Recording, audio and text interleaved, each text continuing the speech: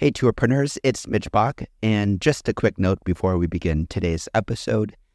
Tourpreneur is currently sponsored by Google. We're thankful for their support of our community, and we are offering with them a completely free course helping you unlock the power and potential of Google's Things to Do program, which is specifically helping tour operators add their tours to Google in new ways that gives you new exposure and more direct bookings. To learn more, go to tourpreneur.com/Google. And as always, show notes, more resources, links to our newsletter, our business coaching community, and so much more are available on tourpreneur.com. Now to the episode. This episode of Tourpreneur is sponsored by Fair Harbor. Fair Harbor fuels the experiences of the travel industry with the most comprehensive online reservation system available for tours, activities, and attractions. Visit fairharbor.com to see why over 15,000 businesses worldwide trust Fair Harbor to better serve their customers and increase online bookings. Welcome to the Tourpreneur podcast. Travel industry veteran Shane Whaley will take you on a journey with fellow tourpreneurs, sharing their tips, ideas, insights, and success stories to inspire you to make your tour business the best it can be. And now, here is your host, Shane Whaley. And welcome to episode 150. That's a special number here at Tourpreneur. Who would have thought we've got to 150 episodes. Delighted to be joined on the show by our blogging marketing expert, Dorene Wharton. How are you, Dorene? I'm doing well. Glad to be back again. Round three. What I can say is I'm getting tons of positive feedback about this series, blogging for tour operators. A lot of our listeners are really intrigued by this topic, getting questions coming in. And of course, this is something that we can do for free. Yes, it takes time and effort and practice, but this is something that operators can master on their own if they put the hours in. Last time out, we talked about what should tour operators blog about on our essential blogging guide for tour businesses. Today, we are talking all about repurposing content. Yeah, so this is a really important topic. Why is it so important for us to repurpose our content, Dorene? What's the benefit of that for tour operators? Well, for anyone who doesn't know what that means, because it seems like it's a new word since content marketing came out, but it's really just taking a piece of content, whether it's a blog or video, or of course a podcast, and you just find ways to use it again and again. The reason why we would do it is because it's going to save you a ton of time and energy. Not everything has to be brand new. And we all consume information in different ways. So someone may not, read blogs, but they listen to podcasts or whatever the case may be. And if you can move it into different mediums, you're going to reach more people. Absolutely. And I think a good example of that is even at bloggingfortouroperators.com is there are these heathens out there that don't listen to podcasts, believe it or not. I can't believe it. But they love reading blogs. And I commissioned a writer to look at some of our episodes, our earlier ones, and actually write those up as articles. So somebody with a good ear that's able to listen and say, okay, well, here are the major learning points of this article. Here were some great quotes from Dorene. Here were some great tools, etc. So from my perspective, that means I know there are a lot of people in our community that don't listen to podcasts, or even right now just don't have the time or bandwidth, because at time of recording, most people aren't traveling yet or commuting, but they have that time to read a blog post on their phone or their tablet or whatever it may be. So, and I've seen quite a spike in traffic by doing that. That's great. And also remember the fact that a small percentage of people even see it. They might actually listen to podcasts, but they just didn't catch that one. Yeah. Or they might read blogs and they just didn't see that one because it didn't come up on social media or the usual way that they find it. So repurposing, it's a good thing to do. Well, I guess also it leads to, depending on the content, but in this case, it's evergreen content, because by and large, we're talking about things that are still going to be around in 2, 3, 4 years' time. Because we haven't mentioned Clubhouse yet. I don't know if that's going to be around in 2 weeks, let alone. But, most of the content blogging for Tourpreneur is pretty evergreen. So somebody might find that blog post 2 years from now. That might be their entry into Tourpreneur. They might be searching for, hey, I need help writing a blog for my tour business, find the blog post, read it on Tourpreneur and go, hang on, I didn't know about this podcast. Next thing, they become a raving fan. They consume all the content. They become an epic guest on the show. So it's a lot of work to repurpose, right? But there's a lot of wins that come with them. It is some work, but the one way to start it is when you're working on that blog, or again, that video or audio, whatever it is that you're doing. It could be, again, a picture gallery even. Think about how you can break this up while you're doing it. Like how you could actually put it into different parts. And the different parts could be for future content, but then how do you actually distribute it on social media too? So it's best to do it while you're working on it. Is like, okay, how could this kind of be separated into different pieces? Yeah. So are you suggesting then when we sit down to create a blog post that we should be thinking, okay, I'm creating a blog post today, but from this, I'm going to create a video or an infographic or whatever? I mean, is that what you're suggesting? I know that seems lofty. Oh, it's like one more thing I need to think about while I'm doing this. But, you start writing something and all of a sudden you realize this could actually be 2 or 3 different blogs. Or this little section is an awesome quote.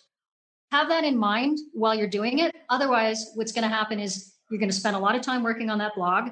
And then you put it out there because it takes time. And then you think, oh, how could I have distributed this and repurposed it? Have it in the back of your mind. Absolutely. I guess another tip is to look at your analytics and see which blog posts have had the most engagement. And it could be something you've created 6 months ago, but then go, okay, that obviously resonates with the audience. How can I repurpose that? Because clearly it struck a note with people. Definitely. Yeah. So you can do it after the fact too, of course. I've never actually sat down and created content and thought, okay, how much? It's always been an afterthought for me, to be honest. I'm with you because we spend a lot of time getting a blog out there. It takes time. You want to make it look good. You want to make it sound right. And it's just one more thing, again, that you got to think about. But just have it in the back of your head while you're working on it. So let's say a tour operator, they sat down, they've created a really good blog post, like 3 things to pack if you're visiting our destination. Let's say it's something like that. What formats, can they repurpose that into other than a blog post? So there could be a lot of things. Like you could move it into a video clip of the top 5 things, a video clip. You can create an image of the top 5 things, or you can release like the number 1 thing to do in this city is this. And then you can have that as social media posts and then link it back to a blog. There's a lot of ways. Here's one particular example I wanted to share with you. So this tourpreneur, Black Cab Heritage Tours, so Rob and team in London. Yes. They run tours. They run tours in black cabs. They had a video on their blog, which was one of their driver guides discussing the iconic London stadiums in London. So there was they featured 4 stadiums in there. And as I was looking at it, I thought, okay, this is a decent video. Like it's a meaty video. It's relatively long and it's really a tour presentation.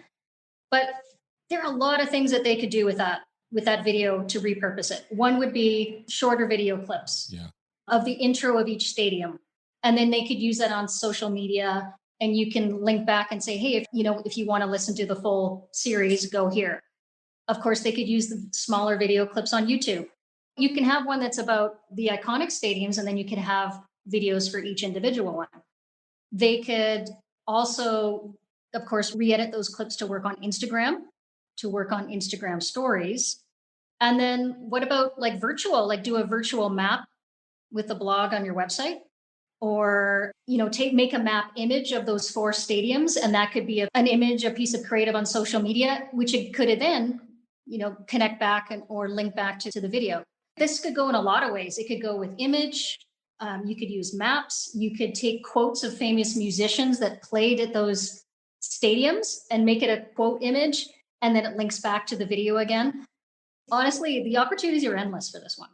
And what was Rob's response when you suggested that to him? I actually didn't. I didn't ask him. I just looked at the blog post and thought, if we're talking about repurposing, this could be a number of different ways you can do it. So we'll have to ask Rob what he thinks of this idea. Absolutely. So right now he has it as a video or a blog post?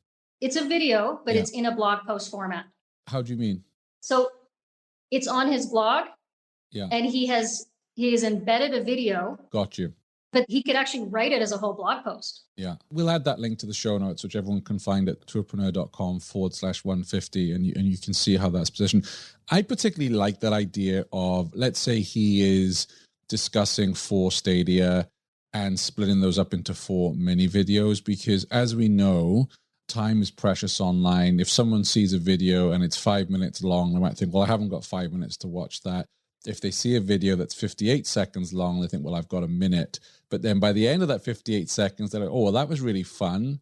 And hopefully at the end of that video, there's a message, hey, click here for our video of Wembley Stadium or whatever, some fun fact. Then you want to click on it and keep consuming. So you've gone from that, I'm not going to, it's like the Joe Rogan podcast. Every time I used to see that come up before he went to Spotify, 3 hours plus. And even though he could be interviewing somebody like Elon Musk, who's a fascinating guy and probably be a great interview, I'm like, I'm not sat in an aircraft anymore. I don't have 3 hours to listen to that. However, when I see the shorter clips, or he used to do that on YouTube, and it would just be a 5 or 10 minute segment, what Elon Musk has for breakfast that powers his day, you watch it, and then suddenly you're like, oh, this is a really cool interview. I will invest the 3 hours.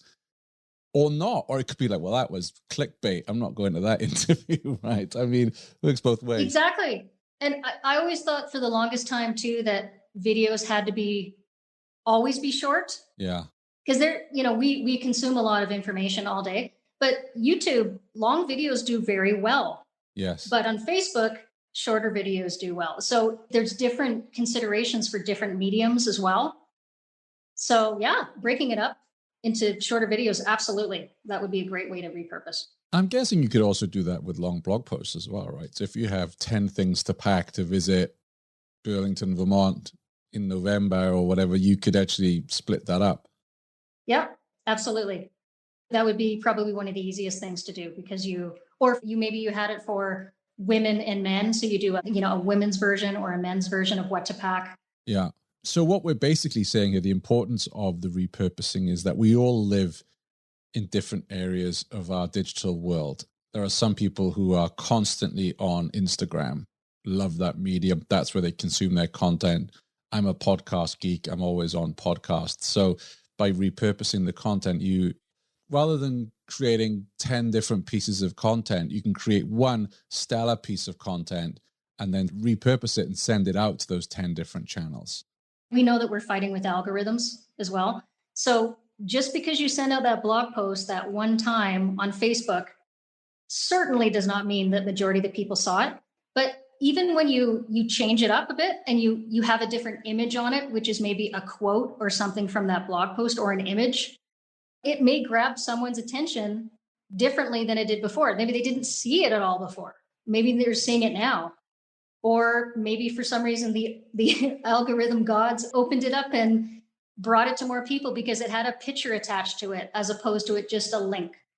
This is why repurposing is important, because it's going to expand the number of people that see your content. There's no doubt about it. Yeah, and I think what's key is making sure that it's quality content, because you don't just want to repurpose it so someone sees it, say, on Facebook or Twitter. You want that person to then share it again with their audience. And they're only going to share it or promote it in any way if they're like, this is really good content. I want to share this with my friends who want to plan a bachelorette party in New Orleans, for instance. So here's a tip on that. It seems completely absurd that we have to ask people to share things. Yeah. But we do. Yeah. But we do, because we're, as humans, we like to be told what to do next. And that's why call to actions can work well. So asking people to share it. You can even, if you have a blog post and you've got an audience that that have looked at your content before, tag the person to look at it. You have some people that really love to see that were interested in a walking tour of Spain before, and then you did another post about a related topic. Tag them in the post, because sharing helps. Sharing is what's going to broaden your audience. When you have a Facebook group that's just 100 people, it's going to be very, very hard. You can't just post content expecting to grow your audience. It doesn't happen that way. Yes. Plus also, you quite rightly mentioned algorithms, but then also there's group permissions and settings. I know you and I both run a Facebook group, but you often see a post in there that people can't read because someone's tried to share a post that is only for that particular group. Or if someone tries to share a post from your own group, it won't work because you kept it as a private group setting. So that's something to bear in mind as well. One more thing to deal with. Yes. Well, that's true. So this all sounds perfect. It sounds wonderful. It sounds simple beyond belief. But let's be honest, repurposing content is time consuming. And whilst most of us have had way more time than we ever wanted during the pandemic, when we're all back out there leading tours again, repurposing takes time. Got a quick message from one of our sponsors, and then we'll get right back to today's show. Stay tuned. Your search for the industry's best online reservation system is over. Fair Harbor enables thousands of tour and activity businesses across the globe with streamlined experiences that convert website visitors into paying customers to strategically increase online bookings and overall revenue. Their highly customizable cloud-based booking solutions are designed to be easy for you and your customers. Fair Harbor eases every aspect of your day-to-day operations through one easy-to-use dashboard. Options like custom seat maps and online seat selection can all be tailored to your unique needs, while capacity limits and contactless mobile ticket scanning help you maintain the latest safety protocols. All of this alongside Fair Harbor's best-in-class 24/7 support. Visit fairharbor.com to see why over 15,000 tour, activity, and attraction businesses choose Fair Harbor. What tips, tricks, or tools do you recommend to our listeners that will make them more efficient when it comes to repurposing content? So, first of all, just look at your top blog posts. If you have a little bit of time, look at your top blog posts that are driving traffic to your website. And then think about a way like using something like Canva, which is relatively free for majority of the functions that it has. Canva is a great way to make up a kind of a quick image of some kind. You can take a picture that you had of a particular tour and you can put some copy on there. And that could literally be another piece of content that you could probably, if you can work around Canva, which is very user-friendly, you could create an image pretty quickly. You could create a quote or a customer review that someone said about that particular tour. And again, that's repurposing content as well. So don't overthink it. You're not going to be able to do this for every single post, but work on the ones that are driving traffic or that you want them to drive more traffic to your business. Focus there. It's a good start. I would also say, as a quick tip for our listeners, is if you are pushed for time, or if, like me, your design skills are shocking, go to fiverr.com and there are plenty of designers on there. They don't all cost the earth. Yes, you need to do some due diligence. But, if you just want a really nice quote and a template or something like that made, or even just to get a template made for, I have that on Tourpreneur. I have a template and I can just drop the text in with a quick image. It saves me so much time. That's exactly what I did. Right. I did the same thing. Create a template, change the colors depending on what it is. But I share like a tourism marketing tip every week on my Facebook group. It's a template because you know what? It works. And then I just use it again until I, have something else that I want to share. But a template is a great way. That's a great example. And what about video? Are there any tools? Is this an area you're familiar with in terms of how you edit videos or create videos? Do you have any tips or tricks in that direction? I personally don't create videos. I'm married to a guy that does that. Yeah, I find that editing, you got to have it's a skill set. Yes. It's something you've got to learn and it takes time. What do you use to do video editing? So very little. I use iMovie, comes with my Mac, but I do very little. And in fact, you raise a good point because I sat down before we got together today and I thought, okay, in an ideal world, how would I repurpose my content? Now, okay, I'm not a tour operator. I'm a travel media business. And when I thought it through, here's what I should do. You and I are talking right now. So in an ideal world, I should have recorded a quick message on my iPhone before we got on to put it out as an Instagram reel or a TikTok and say something like, hey, I'm just about to jump on a chat with Dorene. We're going to talk about repurposing content. So there's that. Then we would do our interview. Obviously, as usual, the audio is edited to go out on the podcast. I very rarely do videos as part of Tourpreneur. That's something I probably should be doing. So we could be recording this right now for those out there that want to watch. I know we did that for the copywriting clinic, and that was great because people could follow along. So I should be doing video. I do pay to have show notes created, mainly for SEO purposes. I don't know how many, and maybe our listeners can tell us how many of you actually go to the show notes. I think for Tourpreneur, maybe if we mentioned some really cool app, people would go to the show notes to find that app. But in general, I do wonder like I ask myself, I listen to hundreds of podcasts. How many times do I go to the show notes? Very rare. But I do need that intro in my app for me to say, oh yeah, this is an episode I'm interested in. So the show notes I'm having on selected episodes, somebody write up a blog post or an article based on that, because obviously there is a dollar amount, there's a cost to that. Video should be going out on YouTube, on Instagram TV, Instagram stories, all of that, Facebook. I should be splicing that video into short segments. So for instance, on my traditional regular interviews where I go through the tour operator's story, maybe I have the 5 to 10 minutes where they talk about why they picked a certain booking platform. That goes out as a standalone content. Yeah. And then probably what I should do is with the blog post I get written is maybe not to put it on tourpreneur.com, but to put it on Medium or LinkedIn or on other areas of the web rather than my own site. So already that sounds to me like either A, a full-time job, or B, it's going to cost a fair bit to get all of that produced. And if I wanted to outsource all of that, for instance. And you can't do it all. Exactly. I can't. With video, for some other podcasts I do is basically, again, I went to Fiverr, build me an intro video. They've gone and done that. I drop the video in.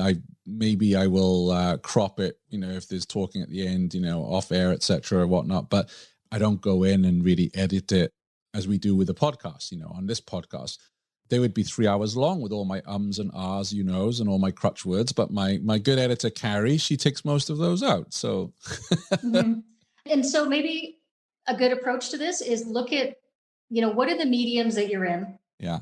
And decide, what am I good at? So what can I do and I can do relatively quickly? And then what could I hire someone to do, but in a reasonable manner? And focus on the top pieces that you really want to get out there. Yes. Because they're driving traffic to your website, or they're major messages that you really want to bring across about your brand.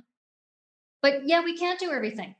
Let's try a little bit of resharing. So yes. You're right. It's not about just posting on your social media streams or reposting a blog post and sharing it, but there's other sources. Now, internally, of course, your email marketing, email newsletter, that's a good place to do it. But there are external sources like Medium, there's Growth Hackers, there's Reddit, there's Facebook groups, of course, and LinkedIn groups. But it is so frustrating to get those spammy ones on Facebook groups when this Facebook group isn't even about this topic, but someone's spamming you for a blog post that they wrote. It's probably the most annoying thing.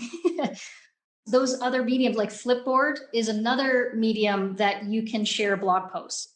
It seems to be never ending, other sharing apps that are out there, but pick some to try them and see if you actually get some views out of it. Yeah, absolutely. And I like your idea as well of looking at the blog posts that have got the most or attracted the most engagement and say, okay, how can I riff off that and maybe write a blog post for your local tourist board, for instance, or a local travel site that might get a lot more traffic? Because you don't want to have duplicate content, right? That's key. Yeah. So the biggest challenge with duplicate content is when you have content that's on your blog and then someone else has the exact same content. You could rewrite it up. Like, say you got some publicity. Say someone wrote an article about your tour. You could turn around and just write it differently, different heading, different words, maybe a different angle to it, and then post it. That would be a nice way to reshare content that's about your business. Absolutely. Another question that springs to mind before we wrap up here is I see a lot of tools about scheduling these posts like Hootsuite and Buffer. What's your take on all of those? They're really helpful. Really? They really are, for a number of reasons. One is they work on a calendar format, so it forces you to reshare your content. And you can, instead of individually putting social media on there, so you're going to individually post something on Instagram, then you do it on Facebook, then you're doing it on Pinterest or whatever, you can organize it all at once. You can invite other people that are doing work for you to go on there and post it or to write it or to, add an image. They're extremely helpful for all those things, but especially for resharing. That's going to allow you to repurpose your content. And even just reshare a blog that you've posted 2 months ago. Don't assume that, again, that a lot of people have seen it. So I'm a really big believer in them. They make a big difference. Yeah, and I asked that because it's all very well going out and creating all this content. Then you've got to share it yourself. And talk about a full-time job. Anyone who's doing this knows that just, putting all your content on all your social media channels is almost a full-time job. So having something that makes it a little easier. And I was asking, because I always wondered if Facebook wouldn't really like you using these tools or whichever social media channel, because maybe they think this is someone it's not authentic. I've always worried about if they actually do show it. Very often there's things that change with the rules about what these social media management tools can do. So it's changing constantly. That's why social media managers have a job, right? It really is a full-time job. It is. And, you bring up sharing. It's tough for me to get people to share a podcast episode because most of us are listening on our app. How do you share that? I'm sure there's a way. I don't even know if I've ever done it using my app. So I need that blog post. I need really good show notes, or I need a really good headline and an image. So people go, oh, I want to share this with people. This is an amazing story or an amazing interview. Well, most of your shares are coming from social media, aren't they? Yes. Yeah, they are. Yeah. They're not coming from the native platform. Correct. I mean, I wish there was an easier way of doing that, but it's not. But I have to work with that restriction. Yeah. So there are a bunch of challenges as it relates to repurposing, but yet starting somewhere is the right start. Marvelous. Thank you. I know we've covered that at lightning speed, but I just wanted to give that an introduction and really talking about the importance of repurposing content. If you are listening today and you've got a really epic tool or app or tip that you're using to help you repurpose your content, please let us know either on our Facebook group, which I hope you're all members of, or drop me a line at shane@tourpreneur.com. And I might even write a blog post on it, or Dorene might, and we'll share it and get it out there in the world. So do let us know about your tips. What have we got coming up next on our essential blogging guide for tour operators? Well, funny enough, we're finally getting to writing copy on a blog. Fantastic. We're going to talk about copy tips for writing a blog. Marvelous. I look forward to that. And again, for those listening today, if you've got any questions on this, drop us a line, ask in the Facebook group. Dorene is a member of the group as well, and we're very happy to tackle your questions on future episodes. Show notes today, tourpreneur.com/150, or I've created a special page, bloggingfortouroperators.com. You can find all of our episodes related to this series there. Dorene, thank you so much for coming on today and sharing your wisdom with us. Thank you. Thanks for having me again. Thanks for listening to the Tourpreneur podcast. Be sure to visit tourpreneur.com to join the conversation and access the show notes, including links to the resources mentioned on today's episode. This is Tourpreneur.